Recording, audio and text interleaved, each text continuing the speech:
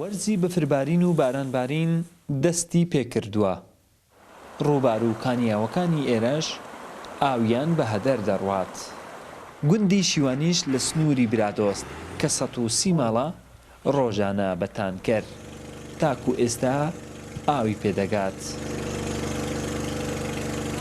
مانجی هەفتەوە یعنی ڕاوەستان نییە. ڕۆژێ من ئێستا بەو تانکەرەی ڕۆژانە 8 سەفەر 9 سەفەر یەکەم تقریبان دەشتە هێت بە عامل و گوندی وڵای دەشتێت هەر هەمووی بێ ئاوە سەرچاوەکەش ئەگەڕێتەوە بۆ هەوەی نەبارینی باران وشکە ساری ینی باران نییە کانیەکان هەموو شک بووینە.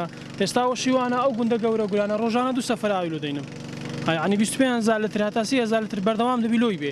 خۆی پڕۆژەیەکە مەسەن لە نزیک ڕووبارەوە ئەوە وەردەگیرێ وەکو مەسیەکە بەکاردێ مەسەلەن بۆ مولیدە هەل لە شێشین تەوجەهە گوندانە دەکەن. گرفتی کەم ئاوی گوندی شیوان و تەواوی گوندەکانی برادۆست دەگەێنین بەلایەنی پەیوەندیداری سنوورەکە. دەپرسین بۆچی لە وەرزی زستانیش ئاو بە تانکەر دەگاتە گوندەکان.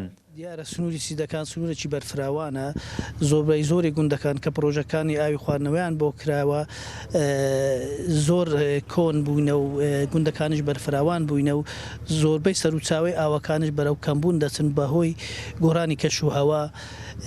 تا ئێستاش لە پرۆسەی تانکەرین ئێمە بە تانکەر ئاو بۆ ئەو گوندانە دابین دەکەین کە هەرچەندە بەفروباران کەمێک هاتیە بەڵام پێویستان هەر بە تانکەر هەیە ئاویان.